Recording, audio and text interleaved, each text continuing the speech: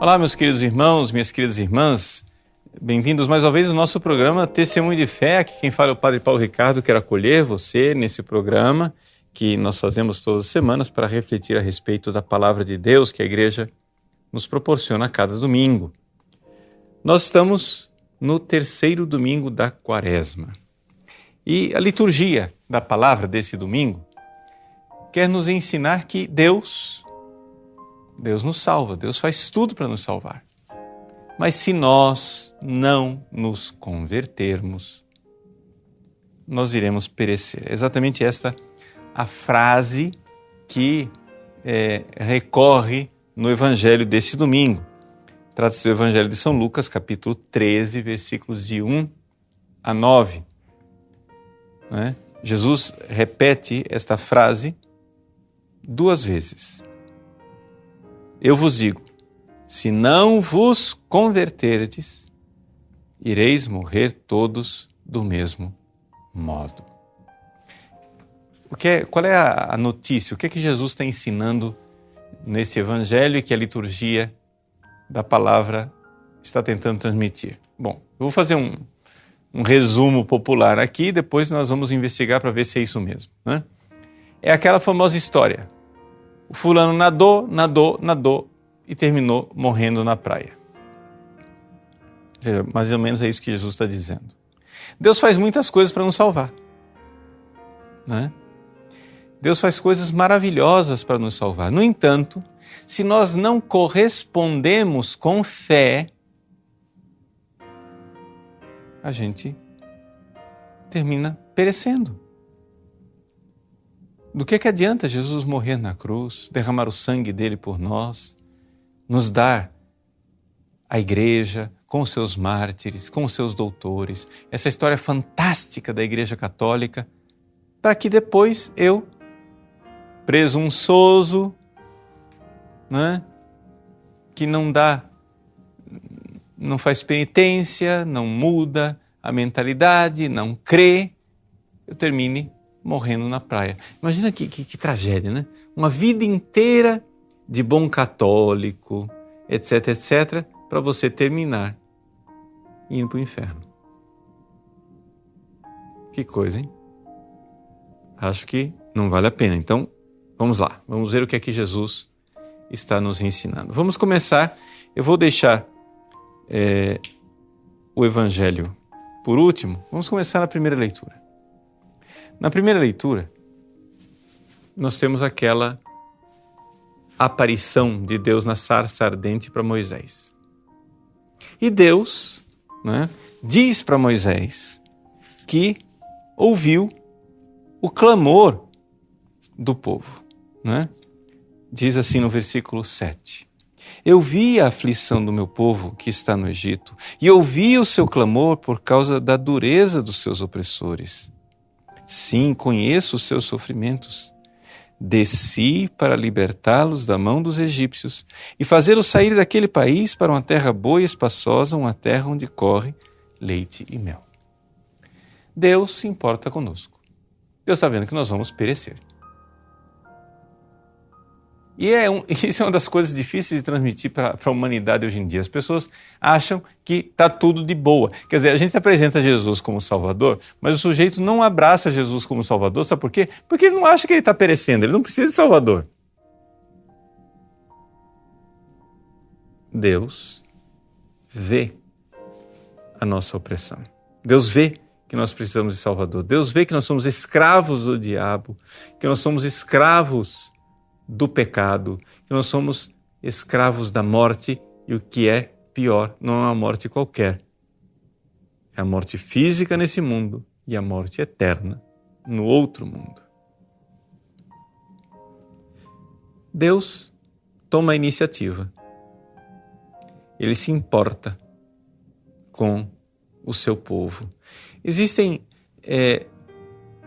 várias interpretações do nome que Deus dá para Moisés, dizendo assim, eu sou aquele que sou. Interpretações profundas. Mas eu quero aqui ficar na interpretação mais superficial e mais evidente, mais óbvia, mais histórica. Moisés diz assim: e quando eu for lá para o povo, eles vão perguntar o seu nome.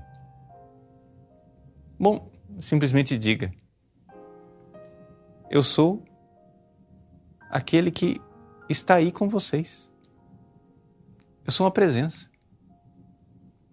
Eu não sou o Deus ausente, eu não sou o Deus que deixou vocês na morte, na escravidão, na opressão. Nós poderíamos interpretar aqui este eu sou aquele que sou como eu sou o Emanuel, o Deus conosco. Título que está lá no profeta Isaías. Veja, eu sou aquele que sou é muito mais do que isso. São Tomás de Aquino faz interpretações fantásticas sobre esse versículo. Só que o que eu quero aqui salientar é essa realidade de que Deus é presença salvadora. É isso que quer dizer o nome Jesus. Yeshua. Deus salva. Deus é presença salvadora. Eu sou aquele que sou, estou aí, estou com você. Ouvi o clamor do meu povo, não precisou nem você providenciar a sua salvação, nem fazer nada. Deus tomou a iniciativa e veio e fez. E para tornar isso mais explícito, a segunda leitura, não é, descreve o que Deus fez. Porque aqui, na aparição da sarça ardente, nós estamos no início da história. Mas São Paulo, aos Coríntios, na primeira carta, resume o que Deus fez. Nossos pais estiveram debaixo da nuvem, que era a presença de Deus, passaram pelo mar, foram batizados em Moisés por passar o Mar Vermelho, comeram maná, o alimento espiritual, beberam a bebida espiritual da água que brotava da rocha, e esse rochedo de São Paulo era Cristo. Agora vem aí, olha só, atenção. Aqui é a parte mais trágica. Essa é a parte do morreu na praia. No entanto, a maior parte deles desagradou a Deus, pois morreram e ficaram no deserto. Veja, Deus falou para Moisés que ouviu o clamor do povo e iria levá-los a uma terra onde corre leite e mel. Quem que entrou na terra que corre leite e mel? Nem Moisés entrou. Só quem entrou foi Josué e Calebe. Só. Daquele pessoal todo. Olha que percentual lastimável. É isso que Jesus está nos dizendo no Evangelho. No Evangelho desse domingo, Jesus acabou de falar dos tempos, os sinais dos tempos, a urgência, né, de nós nos convertermos, etc. E chegou alguém com a notícia, né? Estamos aqui no capítulo 13 de São Lucas, então Jesus já está subindo para Jerusalém. Jesus já saiu da Galileia, já tomou a firme decisão de ir para Jerusalém. E aí chega uma notícia de que Pilatos mandou matar alguns galileus. E Jesus então diz: e vocês? Acham que esses galileus eram mais pecadores do que vocês? Eu vos digo que não. Mas se vós não vos converterdes, atenção, a palavra conversão, converter aqui, no grego original, é metanoete. Metanoete quer dizer mudar a mentalidade. Nós poderíamos dizer aqui, começar a crer de verdade. Tirar sua mentalidade mundana e começar a crer de verdade. Se vocês não mudarem o seu interior, vocês perecerão igualmente. E aí Jesus dá um outro exemplo do pessoal que morreu, 18 pessoas que morreram debaixo da torre de Siloé. E ele diz a mesma coisa: se vós não vos converterdes, ireis morrer, perecer, todos do mesmo modo. O que é que Jesus está nos ensinando? Jesus está dizendo o seguinte: Padre Paulo Ricardo, o senhor é padre. O senhor faz parte da Igreja de Cristo, Jesus morreu por você na cruz, você recebeu os sacramentos, recebeu a doutrina da igreja. Você, Padre Paulo Ricardo, tem um exemplo dos santos, dos mártires, você é consagrado a Nossa Senhora, devoto de São José. Que beleza! Mas se você não mudar a mentalidade, Padre Paulo, você vai ser como aquele povo que eu tirei do Egito e pereceu. Isso que está descrito aqui na liturgia desse domingo, nessas 3 leituras, São Judas, na carta de São Judas, é uma carta que as pessoas não leem, né? É pouco conhecida a carta de São Judas, porque ela só tem 25 versículos. Ela não chega a ter... Ela só tem um capítulo. Você não precisa, São Judas, você não precisa citar o capítulo, porque você tem um. Você cita só o versículo. São 25. Para você achar ela na Bíblia, para quem está perdido e não sabe nem onde ela está logo antes do Apocalipse. É o penúltimo livro da Bíblia. São Judas resume a liturgia da palavra desse domingo dizendo assim: quisera trazer-vos à memória,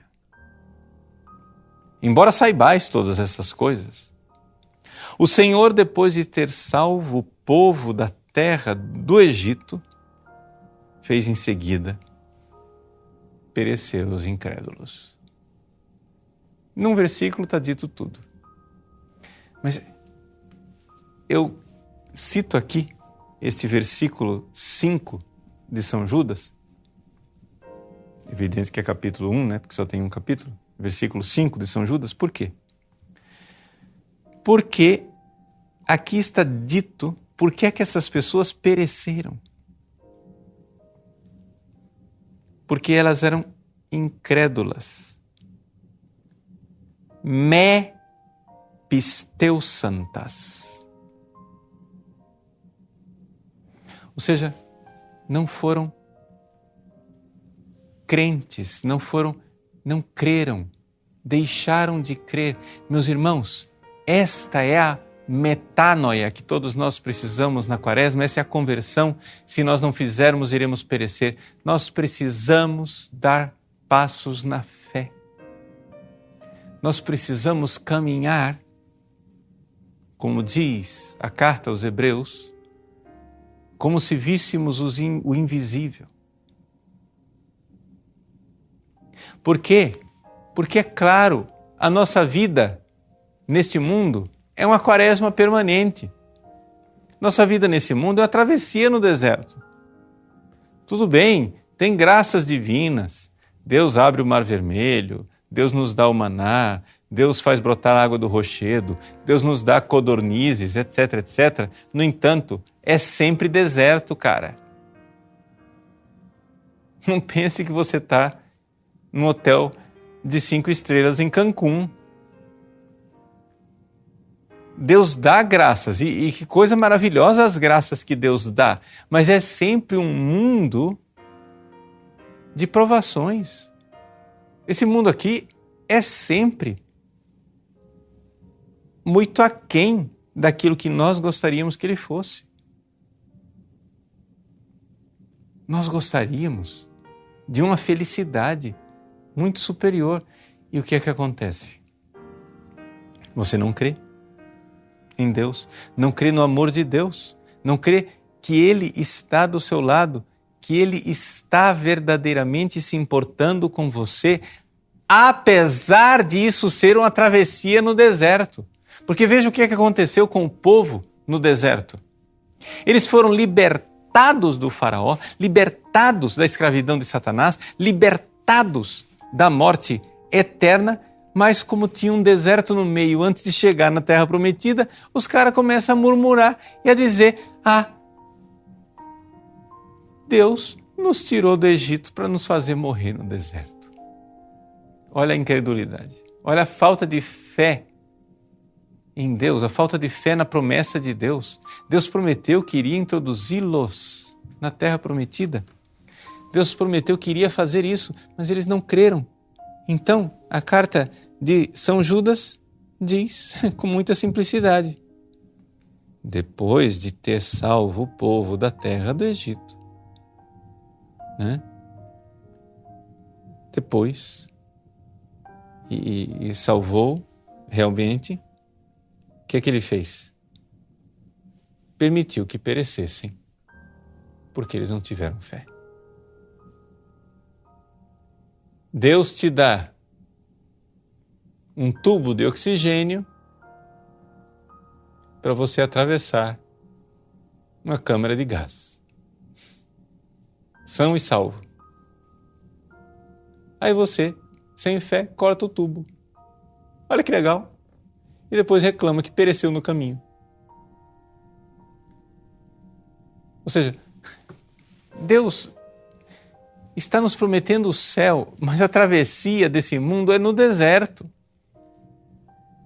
Você não vai crer nele? Você não vai se apegar ao seu tubo de oxigênio? Aguenta firme, é uma câmara de gás, vamos lá, atravessa. Né? Mas não corta o tubo, que você vai perecer. Não corte a fé, porque você vai perecer. E Jesus aqui, na sua bondade, ele não está ameaçando ninguém, ele está descrevendo os fatos. É como se dissesse assim: eu sou um pai bondoso e diga, meu filho, o que tem neste copo aqui é veneno. Se você tomar, você morre.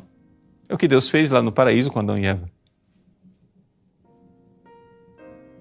Deus está dizendo, Jesus está dizendo aqui, olha, se vocês não mudarem a mentalidade e começarem a crer, vocês vão perecer.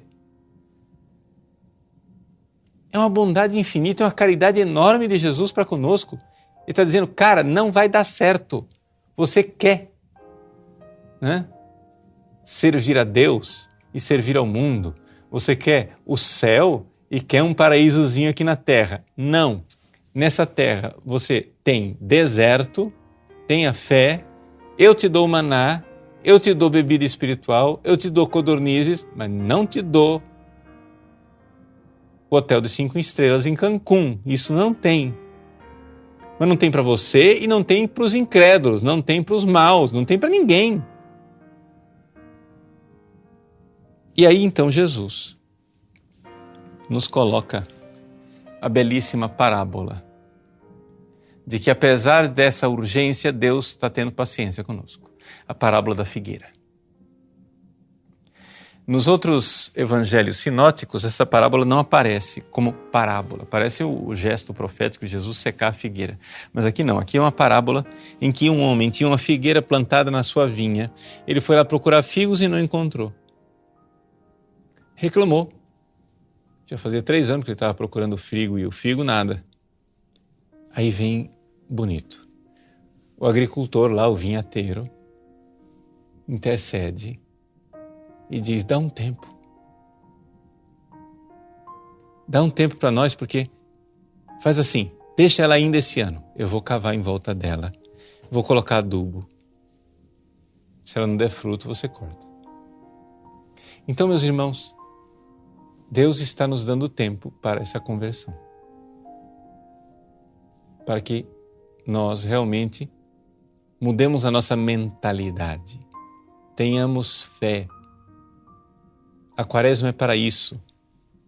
Eis o tempo de conversão. Eis o dia da salvação. Ao Pai voltemos. Vamos voltar a crer na bondade desse nosso Pai do céu, que nos dá tantas coisas. Não nos dá a vida mansa, mas nos dá o suficiente para atravessarmos o deserto dessa vida. Nós temos que crer nisso. Creia na bondade de Deus, que vai sim nos provando no deserto, mas vai para fortificar a nossa fé. Creia. Peça perdão dos seus pecados. Vá se confessar. Comungue. Receba a Eucaristia, que vai lhe dando força para que você atravesse esse caminho. Faça suas leituras espirituais. Senão você vai perecer igualmente. São Judas, na sua carta, nessa carta que eu comentei, ele adverte dizendo que no fim dos tempos, dá uma olhadinha lá depois no versículo 18 e 19, dizendo que no fim dos tempos vão vir impostores. E o que é que esses impostores vão fazer dentro da igreja no fim dos tempos? Versículo 4 de São Judas. Eles são ímpios que se introduziram furtivamente entre nós, na igreja, e esses ímpios transformaram em depravação sexual a misericórdia de Deus. São Judas está advertindo que haverá hereges no fim dos tempos que irão se introduzir dentro da igreja e vão pegar a graça de Deus, a misericórdia de Deus, a bondade de Deus e transformá-la em depravação sexual. Ou seja, não tem aplicação melhor e descrição melhor para esse evangelho desse domingo. Deus é bonzinho. Ele nos salvou do Egito, então a gente não precisa obedecer. Deus é misericórdia. Ele tirou a gente do Egito, fez um bando de coisa, etc e tal. Oba! Né? Vamos cair na festa. Vamos transformar. Deus é bom, Ele vai perdoar. Depois você confessa. Depois você confessa, cara, vai! Aproveita. Perecereis igualmente de Jesus. A heresia, essa aqui, o que São Judas está descrevendo, chama-se heresia da misericórdia. Transformaram em dissolução. A palavra dissolução aqui, aselgeian, é sexo depravado da pior espécie. Não é a porneia, que é prostituição. Não é o adultério. É do pior tipo. Deus quer nossa conversão. Não vamos transformar agora a mensagem da bondade de Deus em mensagem de depravação, porque é isso que acontece. Jesus está dizendo, gente, Deus é amor e misericórdia, sim, Senhor, e por isso Ele está dizendo, perecereis. É bondade de Deus avisar. Perecereis. Só que os caras dizem, não, Deus é amor e misericórdia, então pode aprontar, fazer o que quiser que não vai acontecer nada. Nós vamos nos livrar de boa. Não. Perecereis igualmente. Olha que tristeza que é você se converter, deixar, aspas, o mundo, para entrar dentro da igreja e dentro da igreja encontrar a heresia da falsa misericórdia. E depois de uma vida servindo a Deus, terminar no inferno. Perecereis igualmente. Eu estou rindo porque é para chorar, né? Você vai morrer na praia. Se não mudardes a vossa mentalidade, metanoia, se não crerdes nas coisas que Deus está dizendo, gente, não coma desse fruto que é veneno, não pequem, façam penitência, senão o fim de vocês vai ser o fim desse povo no deserto. Saíram do Egito, prodígios e maravilhas, entraram na igreja e, no entanto, pela sua incredulidade, pereceram e se perderam. Vamos lá, coragem. Eis o tempo da conversão. Vamos deixar nosso egoísmo, abraçar a penitência, a oração, a caridade para com os irmãos, para que o Senhor mude o nosso coração e verdadeiramente estejamos no caminho da terra prometida, sem morrer na praia. Deus abençoe você. Em nome do Pai, e do Filho e do Espírito Santo. Amém.